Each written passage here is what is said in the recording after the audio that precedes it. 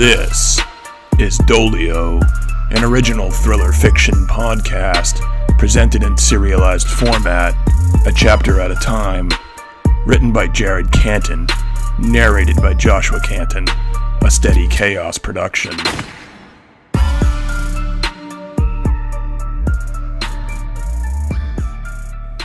Previously on Doleo. You have my word. Even if I don't like what you have to say, it stays here. But I can't promise I'll continue to treat you. Okay, I gave in. She leaned forward and started the first stitch in my shoulder. I waited. Go, she prodded. Almost 20 years ago, my dad and I were the victims of a school shooting. It's why he is the way he is. Well, I'm why he is the way he is. He took me in as a boy. He was an avid skier, great athlete. I was getting picked on at school, kids thinking they could defy my condition, make me feel pain, punches, kicks, and the like. Of course they couldn't, but it didn't stop them from trying. I met her eyes. She had stopped stitching. The wound was half sealed. Her arms rested on my wounded shoulder as she gazed my way. The menacing, challenge-ready look in her eyes had faded. I wondered, if I had been a normal patient, with a normal sense of pain, would she have halted half-stitch like this? I was beginning to feel neglected. Dad took me to this fascinating guy. Grubbs, we called him. Not only was he a wounded veteran, but he was a master of hand-to-hand combat. Told me he'd teach me that a disability was just ability in disguise. Taught me how my condition could be an asset, to defend myself, train my body. The first time I put it into action, I fought this bully from a few grades above me, Brett. Banged him up pretty good.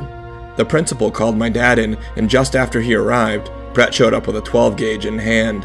Shot me here, shot my dad in the abdomen. I pointed to the scar on my shoulder. Oh my, she said. It was one of those have-to-say-something moments, and I appreciated her keeping it generic. So, I went to law school, thought maybe I could find a job that put the bad people where they belonged, where they couldn't get the good guys, like Dad. Graduated top of my class, had my choice of big money firms, picked public service, even got to name my position, Special Prosecutorial Victims Advocate. I was poised to make a difference, help those that needed it against those that had it coming. I built quite a reputation, had some luck with witnesses. Think they appreciated knowing I wasn't in it for the newspaper clippings or a notch in the courtroom's victory column. Paired myself up with a few must-win prosecutors, real type A's, so they could handle the necessary courtroom drama, allowing me to focus on actual victims. Was working well until James and Cindy really made me think, what are we doing? Who exactly are we helping? Who's James? My door guy. Came down one night a few weeks ago to grab some takeout, and James wasn't at his desk.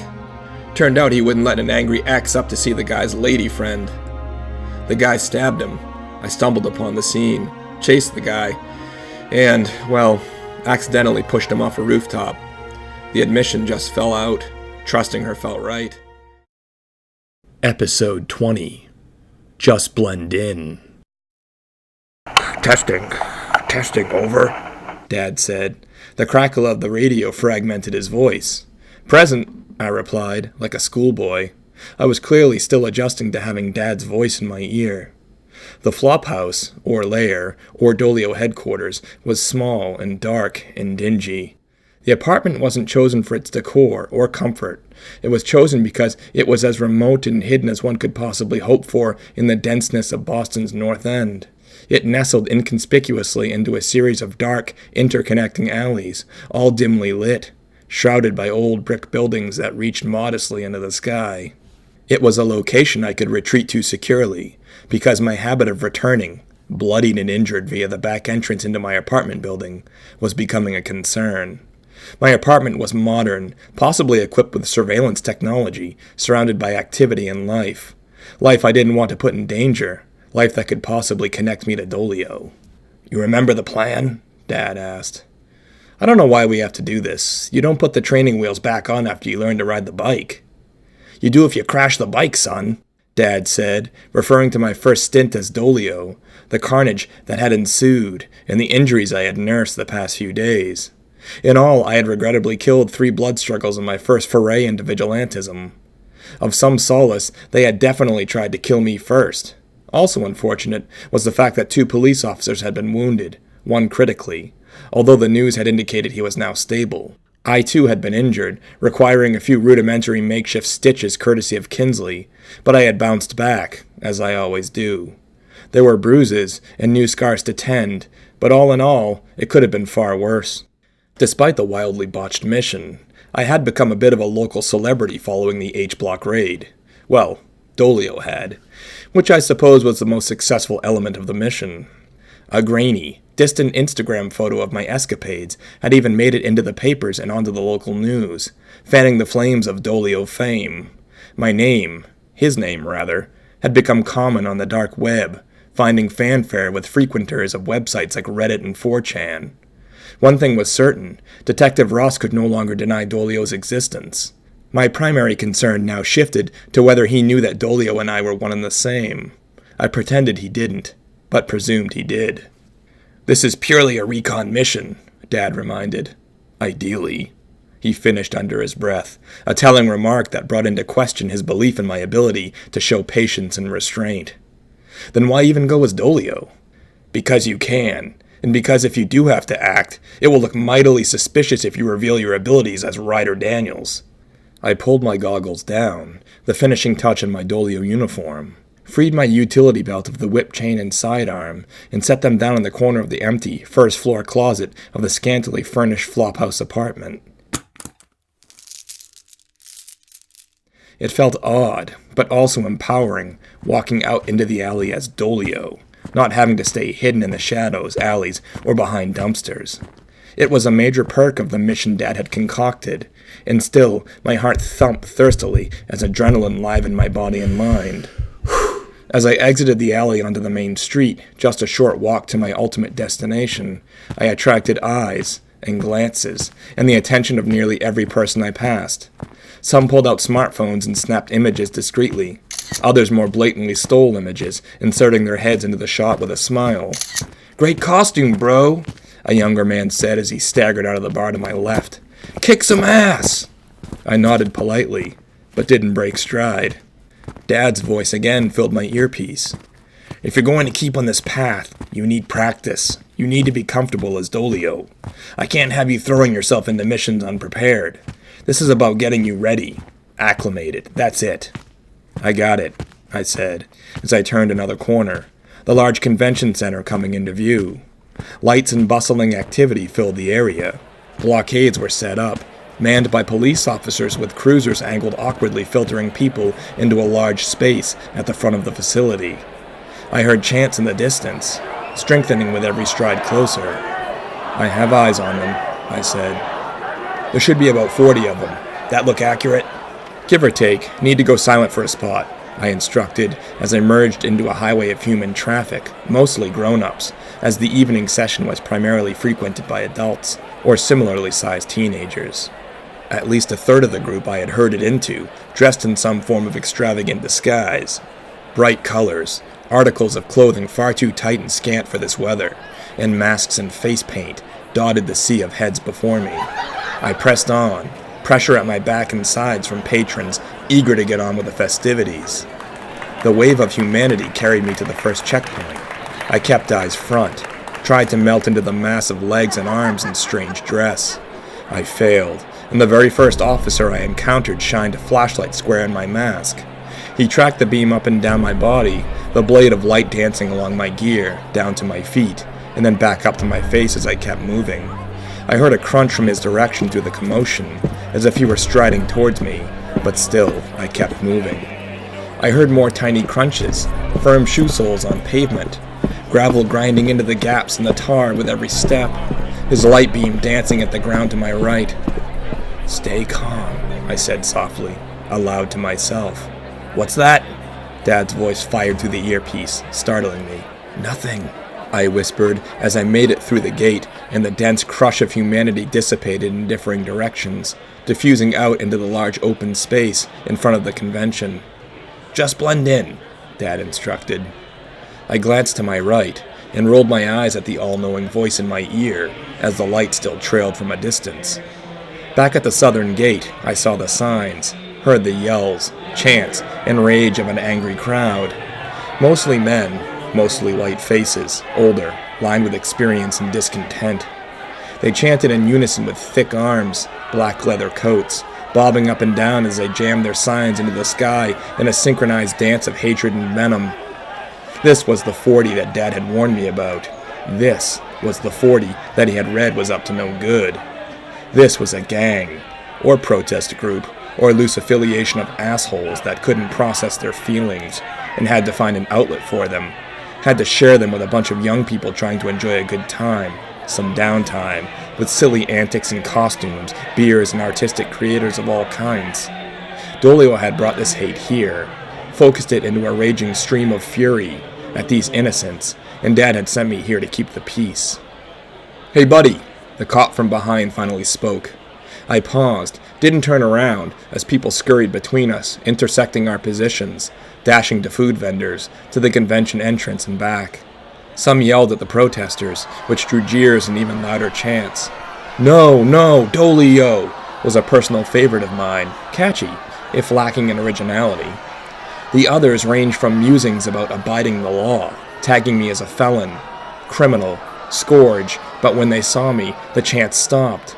They changed, shifted into pointed yells and screams in my direction. "You shouldn't worship him," one yelled. "God will spite you," another. But I had to focus on the officer. I turned to face him now as he closed on my position. Before he could reach me, a rock flew in my direction from the crowd. I tilted right and it sailed over my left shoulder. I heard it connect with something plastic. Then a yelp of pain. And a man behind me slowly staggered and dropped to a knee beside me. Ugh. I reached for his shoulder as the cop ran out in our direction. "Are you okay?" I asked, helping him to his feet. He was smaller than I, but when he stood, I was momentarily stunned.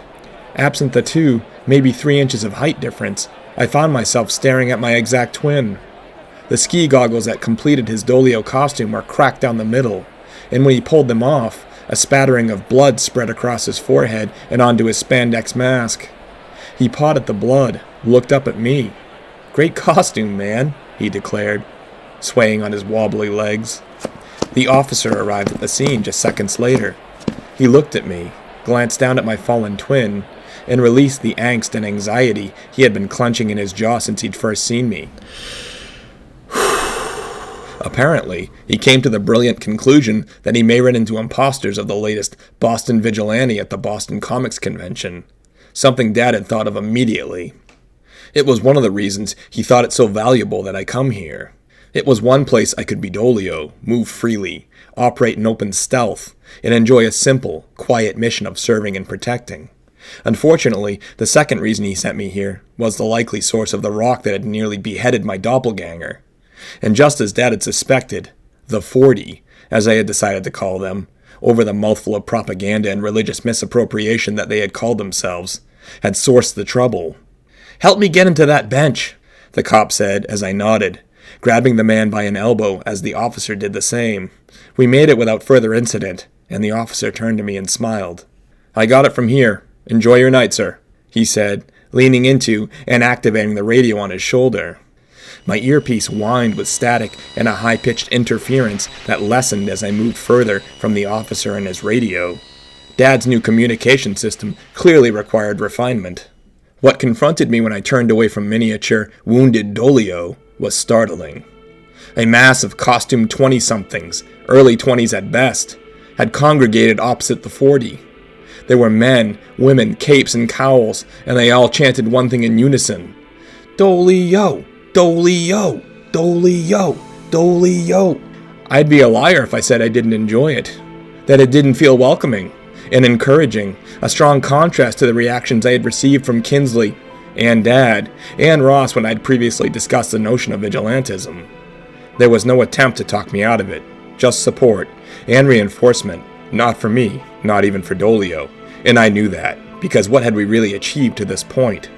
This was emphatic backing for the idea of Doleo, for the idea of someone stepping in and stepping up, to shield the little guy. Doleo was fallible, I, overwhelmingly so, but the idea of Doleo, of justice and protection, and the notion that the next time you walk down the street, someone may be lurking in the shadows to protect and not mug you, was powerful. But as is often the case in this world, what can make you feel fulfilled and inspired one moment can fill you with dread the next. The competing chant gave way to brutality. A huge man, no sign, just a leather vest, faded flannel long sleeves, hurdled the fence. He was enormous, hands like a catcher's mitt, and a neck and head equally thick like that of a human pit bull, forced his way into the chanting costumed crowd. At first he didn't strike anyone, just enveloped heads in his giant mitts, tossing humans to the side like waste. "Hey!" a man yelled, stepping up, impeding the raging bull's progress. That's when it happened. The 5 kielbasa's that united to comprise the large man's hands curled into an anvil-sized fist. He threw his arm across his body and backhanded the man clean off the ground. This wasn't a protester gone rogue. This was a monster that had decided to, or been paid to, protest this event specifically. The normal-sized man, large for a projectile, landed hard. His skull smashed back into the pavement, and he writhed slowly, moaning. Finished. Shit, I said to myself aloud as I walked towards the forming human circle.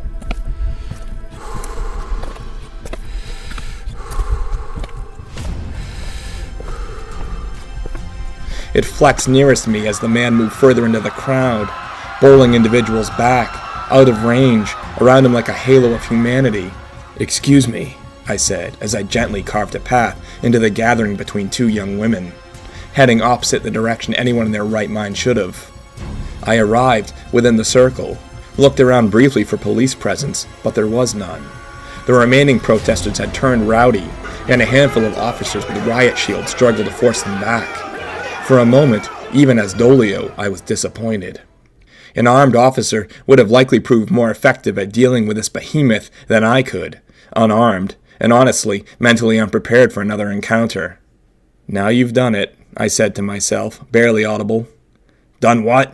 Dad asked, reminding me he was there, in my ear, and I in his.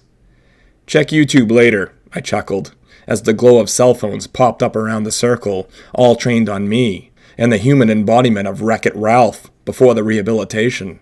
"What?" Dad asked. "I have work to do. Talk later," I said, as the creature acknowledged me with a dismissive expression. "You need a better idol," the large man said to me, gesturing towards my suit. "You need better friends," I retorted. "Do you dress like that all the time?" he scoffed, slamming his fist into his open hand. "Do you?" The hulking man's chest heaved. He had been very active, and now he was getting angry. It was the first advantage I noted. The amount of energy this man must expend, the amount of oxygen his body demands, should be twice that of mine. So rough math. I'm in pretty good aerobic shape. He's less so. I should have twice his endurance. That said, I'm no mathematician, and I'd definitely rather not get into formulas that explore the amount of force he can generate, relative to that which I could. I channeled Grubbs, his advice, his words, his reminders on how to avoid an ass-kicking. I was essentially fighting a really big Brett. Really big. Like an adult Brett that ate another full-grown Brett. I had 3 advantages I could readily identify, and 3 things only: endurance, speed, and gravity. I waited. Murmurs from the crowd mingled and mixed at the center of the circle as the large man remained surprisingly still. He was resting. He was smart. I jab-stepped at him. He barely moved. I wheeled around, keeping adequate distance to remain beyond reach, and still, he barely moved. I attacked, pressing the issue. 1, then 2, then a third fast kick to the outside of his left knee with my right shin. He barely reacted beyond a sly grin. I darted in again, fast, low, slipped under 2 sweeping swings from arms the thickness of my thighs. I threw a left, and then a hard right, carved knuckles into the rigid ribs and oblique muscles of the square mass of human. There was no effect. He simply moved, forward, stalked me now, throughout the circle, as I slid and pivoted around the perimeter. He pursued, and I encouraged it, stayed within range to entice him to chase. I stepped in fast and jabbed at his nose. Missed. Short. Hit him on the bottom of his chin and he shook off the blow. Human groans filled the air every time I struck without effect. I grew impatient, peered north of the human boundary and saw the police regaining control over the rioting protesters. Realized I didn't have much time before they'd turn their attention to me, and I couldn't be taken in, not dressed like this. I made the absurd decision, at that point, to get into the proverbial fighter's box and fight him on the inside. I halted my cyclical motion, stepped forward 2 strides, and stopped, a mere handful of feet from the ogre. "Finally," he said, as he swung a long, slow right hand. I evaded it easily, slid low, left, skittering along the dirt, and I dug 3 hard left hands into his knee. He pivoted faster than I expected, and I forgot Grubbs' golden rule from almost 20 years ago. When you prove that you can't be hit by traditional strikes, the attacker will try to grapple you. And he did. A huge hand closed down on my head, open, thirsting to subdue movement. I scooted backwards, tipping to all 4s, but it was too late. He clasped tightly under the curvature of my jaw and squeezed. I felt an immense pressure, twisted my head away from his grip, but I couldn't escape. Then my consciousness flickered, replaced with a ringing in my ears and repeated intermittent pressure against my face, and the world went dark. I heard effort and grunts and impacts, felt jarring mass connect with my body. Darkness. Awoke to pavement, unsure of how long I'd lost consciousness, maybe just seconds.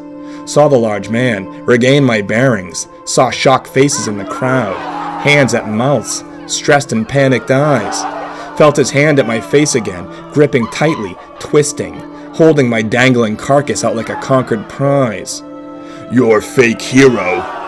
I dropped a series of feeble, panic-ridden elbows to his wrist, but his hand held firm until I was airborne, at first inches, then he swung me hard, but he didn't let go. The fabric of my face mask tore free at the breathing holes, and I flew 8 feet in radius across the circle. I landed with cries of terror from the crowd. Then I felt arms, hands, people lifting me back to my feet with words of concern. "Are you okay, man? Can you hear me?" Voices from somewhere, maybe near, possibly not. I staggered forward and fell to a knee, pawed at my now exposed lower face. Saw blood on my glove. "Enough!" someone said. And then the shape of a small woman filled the space between my crumpled remains and that of the victor. He turned to face her, took a hard stride, and I steadied on weakened legs, slid her clear of his attack, and I felt it. And it swallowed me whole, poured me into a vat of confidence and swagger. A gentle biting sensation twisted my neck into a sounding board of tactile activity. I felt the warning again, now the 3rd time in my life, only this time I knew exactly what to do, and what it was. I somersaulted forward, away from the anticipated attack, rotated back from a position of safety, and saw the large man deliver a huge front kick to a vacant, empty location. In his paw, a 12 by 6 inch span of fabric hung, the lower half of my mask. I patted at my face again, and my goggles were still intact, the upper portion of my mask still intact, but the lower neck and jaw area he had torn clear. My skin, my hyperesthesia and heightened titillation, they'd been the reason all along. It was how I had sensed motion and interruption in the air, and why being covered head to toe had prevented me from sensing Germain's knife attack. It was real. I could sense, no, actually feel approaching mass. And what better time to test that hypothesis than with this mass of a man before me? I stood calmly now, emboldened, stepped forward as he regained his footing and faced me. Just 3 feet away, I pressed closer, and an abundant confidence flashed in the man's eyes. "I thought you'd hit harder," I said, casually swiping the blood from my nose, before flinging it to the ground with disgust. I waited. He growled and swung, and I saw it, felt it, dodged easily. He lurched again, and I ducked clear. A right, left, overhand, outside, inside, and I bobbed and weaved and dipped and anticipated, felt every strike he sent in my direction, despite none landing. He growled in frustration and behaved consistently with his rage and impatience. Another right, another miss. A left, and I swung around and struck hard at his neck. Made impact, and for the first time, he yelped and cleared his throat. He whirled and launched a backhand, which I dropped beneath. I landed a crushing, generation-busting uppercut to his testicles, and he folded over, grasping his sensitive parts. I sprung up, grabbed the back of his head, and delivered a knee through his face. He cried in agony, but I held on. Another knee, then another, and the last one changed the entire landscape of the battle. His nose exploded, and blood erupted. He staggered back. Now it was he, the behemoth, seeking escape. I pressed forward, and he swung blindly. Blood splashed across his face, in his eyes, his hair, blinding him, both literally and with fear. He wavered a hint, like a towering tree in a stiff breeze, and I saw the end of the encounter, close enough to grasp. Endurance. He took a huge, deep, desperate breath. Speed. I darted behind him and threw a dizzying series of punches to the back and side of his head, his ears, neck, and temples before he could even react. Gravity. He tried to rotate to defend himself, but his legs tangled and he wobbled. I reared back and loaded up. With a roar, I ran. Flew forward, parallel to the ground, and both heels crushed leg tendons and bones and cartilage. He dropped to his one good knee with a howl, then fought his way back up, his balance further compromised. I loaded up again, ran, leapt, and punched him clean on the lower half of his chin, and it gave. He gave. I reared back again, but it wasn't necessary. I paused. An audible gasp escaped the crowd. An instruction and demands enveloped the area as the police finally turned their attention to this gathering, this battle that was over. I saw men in blue rush towards me. Then I looked back at the large, defeated man as he wavered, and with a gentle shove, I watched as he tilted back, but this time he didn't recover. He arched over, and he went down. Lifeless, bloodied, beaten. Endurance, speed, gravity, and hyperesthesia, of course. The crowd of heroes and villains, damsels and maidens, cowgirls and strange green men in bodysuits erupted with shock and approval. "Hey you! Stop!" An officer, maybe 10 feet away, directed a flashlight on me. Then I felt hands on my shoulders. They spun me around, then steadied me protectively. It was a young woman, golden-tinted ski goggles, black SWAT gear, and friends flanking her at her sides. "Doleo, you have to run now!" she cried. I did, and when I looked back, I saw her and her friends running in the opposite direction, chanting, arms locked, right into the charging police force.